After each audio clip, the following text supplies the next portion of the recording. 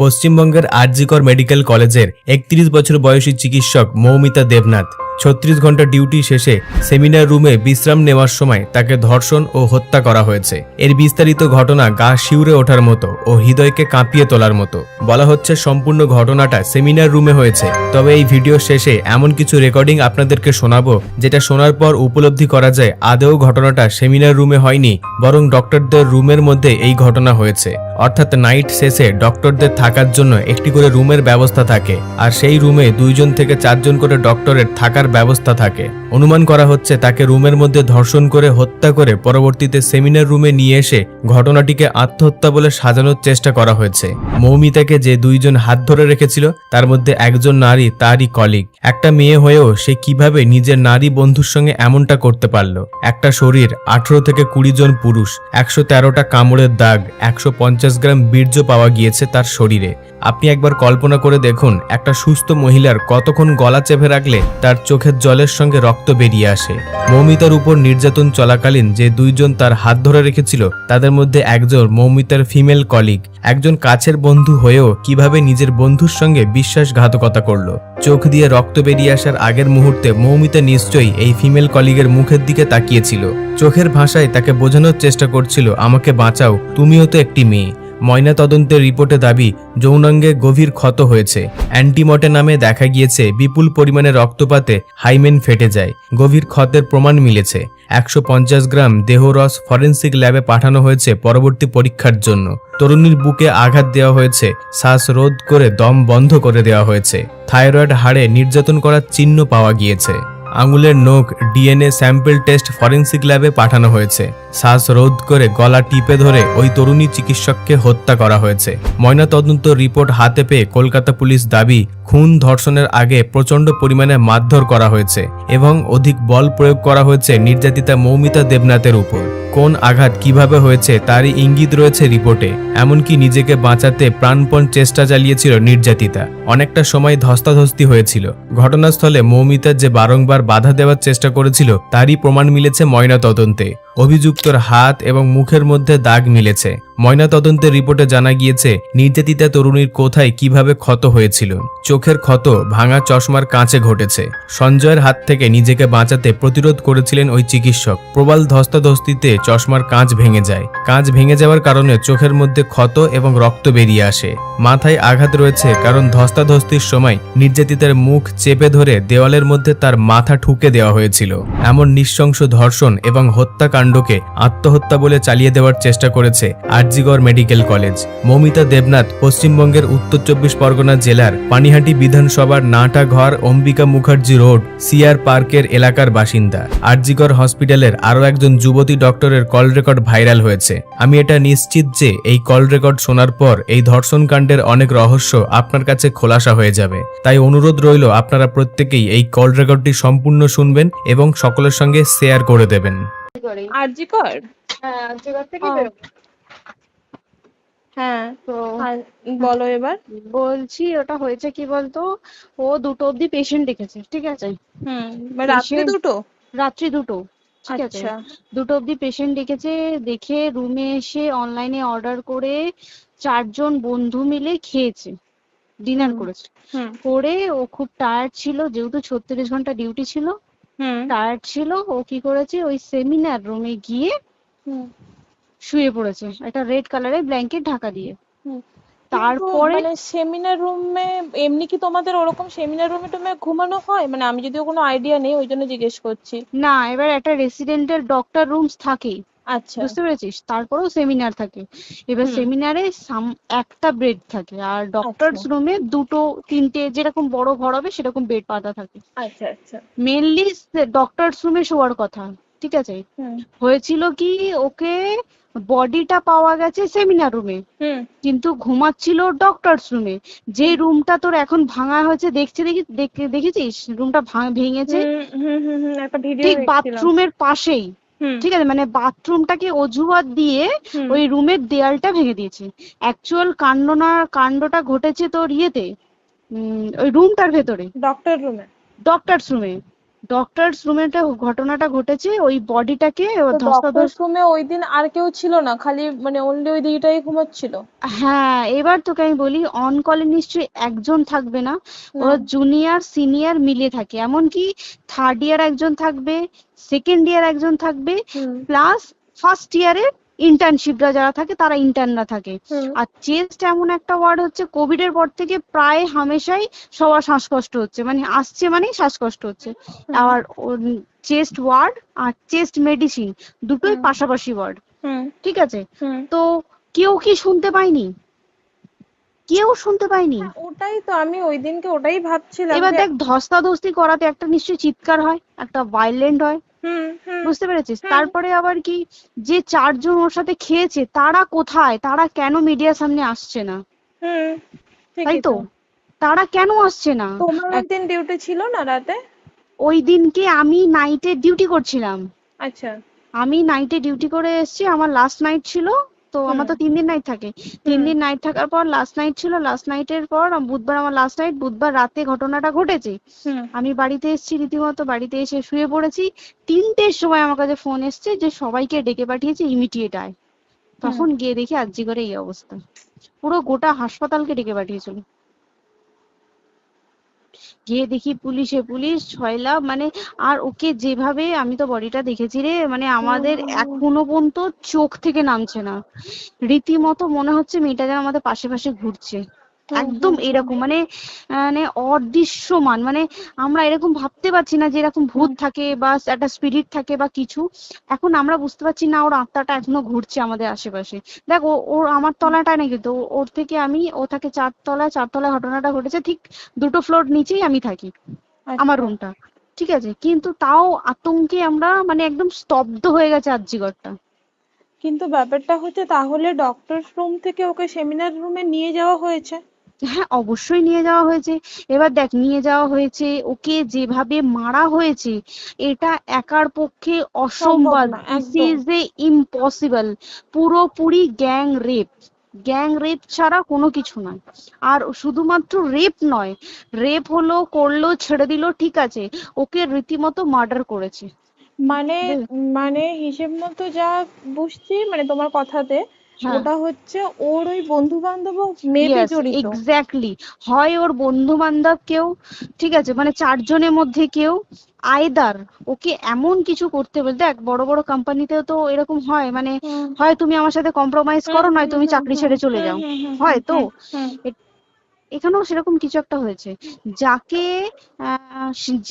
যে ক্রাইম করেছে সেও কিন্তু নর্মাল ডক্টর নয়, কিন্তু সেও একটা ভালো পোস্টে র্যাঙ্ক করছে, বুঝতে পেরেছিস? তবেই কিন্তু পুরো ব্যাপারটাকে হসপিটাল চেপে যেতে চাইছে, পুরো ব্যাপারটাকে। তাহলে এই সিভিক যে, ও কোথা থেকে আসছে?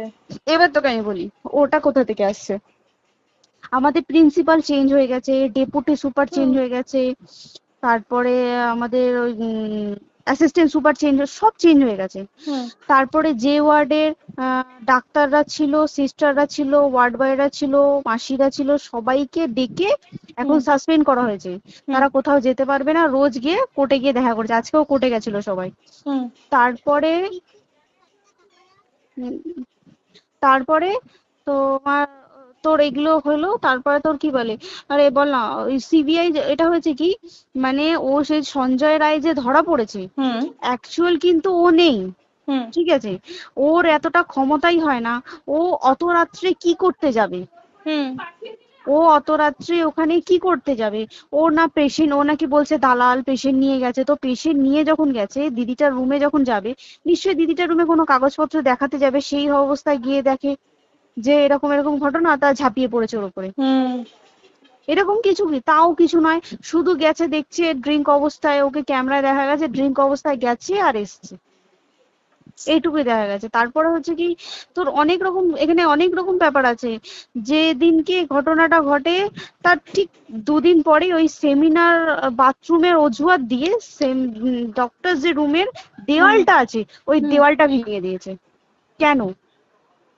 প্রথমে ওকে বললো সুসাইড করেছে, আমাদের যখন ফার্স্ট খবর আছে তখন সুসাইড করেছে। হুম। তারপরে যখন হসপিটালে যাই তখন গিয়ে শুনছি নাকি না, সুসাইড করেনি, এটা রেপ করেছে, রেপ করে মার্ডার করা হয়েছে। হুম। বুঝতে পারলে এখানে বিশাল বড় একটা গেম চলছে। এবার আর যে ওর উপর কি রাগ ছিল মানে? হ্যাঁ হ্যাঁ হ্যাঁ হ্যাঁ হ্যাঁ হ্যাঁ একদম আমি তোকে কি বললাম, শোন তুই যদি কারোর সাথে কম্প্রোমাইজ করিস তাহলে তোর পোস্ট হুম বাড়বে, হুম হুম তুই হুম। কারোর সাথে কম্প্রোমাইজ করবি না তোকে মার্ডার করে দেবে। মানে মানে ওরকম টাইপই কিছু বলছো তো? এরকমই টাইপের কিছু একটা ছিল। আইদার খুব রাফ, মানে খুব রাগ, খুব মানে খুব ওর উপরে খুব ফ্রাস্ট্রেশন ছিল, যারই ছিল খুব ফ্রাস্ট্রেশন ছিল। শুধু ওকে মারিনি রে, রীতিমতো মার্ডার করেছে। ওর যে ক্ল্যাচারটা ছিল, হুম, ওর আমি ইউরিন, শুনেছি এটা। ওর ইউরিনের রাস্তায় ক্ল্যাচারটা ঢুকিয়ে দিয়েছে, তুই ইস। জানিস? মানে কি বলবো, মানে ওকে দেখা যাচ্ছে না, আমরা তো দেখেছি নিজের চোখে, ওকে দেখা যাচ্ছে না। মানে একটা ব্লিড। মৃত্যু কতটা, মানে এই তো মানে প্রচন্ড কষ্ট পেয়ে একটা মেয়ে মারা গেল না? আর ওর যে গলাটা চেপে ধরেছে, আহ। ওর ওই চেপে ধরাতে মানে এতটাই জোরে চেপে ধরেছে যে ওর চোখ ফেটে রক্ত বেরিয়েছে। ছি, ছি, ছি। বুঝতে পেরেছিস? মানে মানে কি বলতো, যদি ধরা পড়ে না, উচিত মানে যারা এটার সঙ্গে দায়ী না আর এই ওদের। যে সিবিআইটা হয়েছে, সিবিআইটা একমাত্র আমাদের জোরেতেই সিবিআইটা এসছে। মানে হুম, আমরা ওই সঞ্জয় রায় একার পক্ষে সম্ভব না এইসব। তারপরে পোস্টমর্টম রিপোর্টে তুই জানিস ওই আমাদের ভাজাইনা থেকে 150 গ্রাম স্পার্ম বেরিয়েছে। ইস। পোস্টমর্টম রিপোর্ট 150 গ্রাম স্পার্ম, মানে বুঝতে পারছিস? হুম। Not a calculated, minimum minimum কম করে 6 থেকে 7 জন করেছে ওকে rape। ছি ছি ছি। ওই জন্যই তো আমরা এতটা বেশি ভাইলেন্ট হয়ে গেছি, বুঝতে পেরেছিস? আর তারপরে আমাদের দেখো, একটা মেয়ে তার কাজের জায়গাতেই ছিল, এমনটা নয় যে রাস্তাঘাটে কোনো বিপদ, ও তার কাজের আরে জায়গাতেই সেফ নয়। শোন দেখ, বড় বড় কোম্পানিতে কি হয়, রুমের ভেতরে এগুলো হয়, মানে ধর রুমের ভেতরে হলো, যেমন কল সেন্টারে হয়, নাইট হুম শিফটে হুম হয়, হুম হুম। এইগুলো একসেপ্টেবল। বাট হসপিটাল হচ্ছে কিন্তু এমন একটা আরজি এরিয়া, করের মতো একটা, হ্যাঁ। আরজি কর বলে না, যে কোনো হাসপাতালে কেউ যদি স্ব ইচ্ছায় কারোর সাথে রিলেশনশিপে গিয়ে করতে চায় সেটা আলাদা জিনিস, কিন্তু হুম ঠিক আছে, হুম কিন্তু কেউ কারো বিরুদ্ধে এইভাবে করতে পারে না রে, তুই জানিস না? মানে ওয়ার্ডে দেখ, কম বেশি আমরা সবাই ঘুমাই, কম বেশি আমরা হুম সবাই জেগে হুম। থাকি, জেগে তো থাকি। তাতে কি কেউ শুনতে পায়নি? তার কি একদম সেটাই। ভাইলেন্স ছিল না? যদি কেউ না শুনতে পারে তাহলে ওর খাবারে কেউ কিছু মিশিয়েছিল, হুম তাই কি না? হুম হুম সেটাও পোস্টমর্টম রিপোর্টে মানে লিক করছে না, যে কেন খাবার খাবার ও তো খাবারটা খেয়েছিল, সেটা তো নিশ্চয়ই পেটেই ছিল, পেট থেকে তো হুম বমি করে বের করে দেন, সেটা হুম তো ফরেনসিক রিপোর্টে কিছু বলবে। হুম আর তুই জানিস না, দেনার দেন মানে ধর পোস্টমর্টম রিপোর্ট আসতে 3 দিন সময় লাগে। হুম ও যেদিনকে মরেছে ঠিক তার পরের দিনকে বিকালবেলা পোস্টমর্টম রিপোর্ট বার করে দিয়েছে, মানে বডি বার করো আর পোড়াও, হুম। 10 সেকেন্ডের মধ্যে ওর বাড়িতে নিয়ে গেছে, তারপরে বডি পুড়িয়ে দিয়েছে। মানে কি বলবো, হসপিটাল, মমতা ব্যানার্জি, সবাই মানে তৃণমূল প্রত্যেক সবাই হুম। এটাকে পুরোটাই কেসটাকে চাপা দিতে চাইছে, পুরোটা পুরোটা। তারপরে তুই ভাব, যে মানুষটাকে এত ক্ষতবিক্ষত ভাবে মেরেছে, তাকে অভিষেক ব্যানার রেপ কি কলকাতায় প্রথম হলো? নয়, হুম বিভিন্ন জায়গায় বিভিন্ন ভাবে রেপ হয়েছে, হুম। ধরা পড়েছে, ফাঁসি হ্যাঁ। হয়েছে কি হুম জেল হয়েছে। হুম অভিষেক বন্দ্যোপাধ্যায় কেন বললো জাস্ট ইট তোর কি বলে এনকাউন্টার করতে? মানে কি সঞ্জয়কে যদি এনকাউন্টার করে পুরো কেসটা চাপা পড়ে পুরো যাবে, কেসটা চাপা পড়ে যাবে একদম। স্টুডেন্টরা ঠান্ডা হয়ে যাবে, হুম হুম আর আমরা সেটা মানবো না, আমরা সেটা হতেই দেব না। তাতে যদি চাকরি মানে আরজিকরটাকে সিল করতে হয় তাতেও আমরা রাজি আছি, সিল করে দেওয়া হোক আরজিকর, সিল করে দেবে মনে হচ্ছে যদি ঠিকঠাক ভাবে। এবার ওই জন্য আমাদের দাবিতে সিবিআই এসছে। এবার তুই একটা কথা বল, যখন দেখতে পাচ্ছে মমতা ব্যানার্জি যে কলকাতা পুলিশ আমাদের জন্য কিছু করতে পারছে না, আমরা কিছু মানতে পারছি না, 7 দিন ধরে বার করতে পারছে না, হুম তাহলে সেটা 2-3 দিনের মধ্যে কেন হ্যান্ড ওভার করে দিল না? হুম। তাই তো। তাই কি না? তারপরে দেখ, পিডব্লিউডি একটা লো পোস্টের মানুষ, মানে যারা ভাঙচুর করে, মানে সিমেন্টের যারা কাজ করে তাদেরকে হুম পিডব্লিউডি বলে। হুম এবার পিডব্লিউডির নিশ্চয়ই হায়ার অথরিটি থেকে অর্ডার এসছে তবেই ওরা গিয়ে ভেঙেছে, ওরা হুম নিশ্চয়ই পাগল নয় দুম করে গিয়ে কোনো গভর্নমেন্ট প্রপার্টি ভেঙে দেবে। হুম। অর্ডারটা কে পাস করলো যে এখনই চেস্ট ওয়ার্ডটাকে ভাঙতে হলো? সিবিআই আসা পর্যন্ত অপেক্ষা করতে পারতো। কারণ আজকে অত বড় বিক্ষোভ হবার কারণ কি হচ্ছে? একটাই কারণ, যে মেয়েটি মারা গেছে ঠিক আছে, কিন্তু তাকে এত বেশি মলেস্ট করে, এত বেশি রেপ করে বা বেশি ওকে মেরেছে, তার কি কোনো প্রতিবাদ নেই? তুই কোথায় সেফ পাবি তুই আমাকে বল। তুই ধর চাকরি ছেড়ে আজকাল সরকারি চাকরি ছেড়ে তুই প্রাইভেটে যাই, প্রাইভেটেও তো তাই একই কোথাও না, অবস্থা, একদম একদম। প্রাইভেটেও একই অবস্থা। তুই কোনো চায়ের দোকান খুলে বসবি, অনার্সশিপে তুই বসলেও তাও এসে তো হাজার ছেলেরা থাকে, হুম। হাজার ছেলেরা টিজ করে, তুই কোথায় কি করবি? তাহলে আমাদের সেফটি কোথায়? আমাদের মুখ্যমন্ত্রী মমতা ব্যানার্জি সে একটা লেডি হয়ে তাহলে আমাদের কি সেফটি দিয়েছে? আমাদের কি লক্ষ্মী ভান্ডার দিলে this is a problem solve? পুরো মাসের আমাদের কি সব খরচা চলে যায় লক্ষ্মী ভান্ডারে? জানি না, আই ডোন্ট নো, মানে আমরা প্রচুর ক্ষেপে আছি, প্রচুর, মানে এর বিচার না চাওয়া পর্যন্ত তুই ঠিকই তো। ভেবে চল কি এটা সলভ হবে না। আমরা মানে বিচার আমি নিয়ে আমি কথা বলবো। দুদিন ধরেই ভাবছিলাম তোমাকে ফোন করবো, কিন্তু মানে এটা ওটাতে হয়ে উঠছে না। আর তোমাকে তো আমি ওই দিন রাতেই হোয়াটসঅ্যাপ করলাম না, হ্যাঁ হ্যাঁ এবার হ্যাঁ তখনই না আমি ব্যাপারটা অতটা বুঝতে পারিনি। আর আমার তার পরের দিনই ভোরবেলা ডিউটি, তা হ্যাঁ, আমি খুব তারপরে সাবধানে থাকিস রে, আর খুব বলো না, সাবধানে না না, থাকিস। হ্যাঁ তাই তো, এখন মানে আর তোমরাও সাবধানে থাকো সবাই। কি বলবো বল, কিছু বলার নেই। দেখ আমাদের মধ্যবিত্ত মানুষরা আমাদের চাকরি করে খেতেই হবে, সোজা কথা, একদম একদম। তাই কি না বল? বাবার এত হুম। পুঁজি নেই যে বসে অত, বসে খাবো, ঠিক আর আছে? সেই মেন্টালিটিও নেই, পুঁজি হ্যাঁ যদিও থাকে মেন্টালিটিও নেই হ্যাঁ, যে এবার বাবার তুই, পুঁজিতে খাবে। এবার একটা কথা তুই বল, চাকরিটা কোথায় গিয়ে করবো তুই একটা বল? কোন সেটাই। স্টেটে গিয়ে চাকরি করবো তুই আমাকে বল? ওই যেমন, মানে এটা হয়তো আমার মা যেমন বাড়িতে থেকে 7টার মধ্যে ঢুকে যাও, দিদিকে তো ধরো অনেক রাত অব্দি 9টা, 9:30, 10টা অব্দি ল্যাবে থাকতেই হয় না। এবার তুই কি করবি কি বল, কি করবে করবি? বলো তো, এখন কিছু নেই। করার আছে? দেখ ল্যাবেও তো সব ছেলেরা আছে, ছেলে হ্যাঁ, আছে মেয়ে আছে, তুই একদম। কাকে বারণ করবি, তুই কাকে বিশ্বাস করবি তুই বল? তুই ধর কলিগদের সাথে খেতে বসেছিস, ঠিক আছে, তোর টিফিনটা যদি কেউ চাইলো তুই তাকে না দিয়ে পারবি? না, একদমই। আর কার মনে যে কি আছে সেটাই তো কি খুব বলবি সমস্যা। বল? এবার তুই বল খাবারটা যে খাবি, তোর টিফিন কেউ চাইলো বা তোকে যদি কেউ বললো কে একটু একটু খা, যেমন আমরা শেয়ারে হয় স্কুলে হ্যাঁ, যেটা আমাদের আমাদেরও শিখে হয় এসেছি, যেটা, হ্যাঁ স্বাভাবিক, এটা সবারই এটা তো হয়। স্বাভাবিক, তুই বল তাতে যদি এরকম অবস্থা হয় তাহলে কি করবে মানুষ তুই আমাকে বল?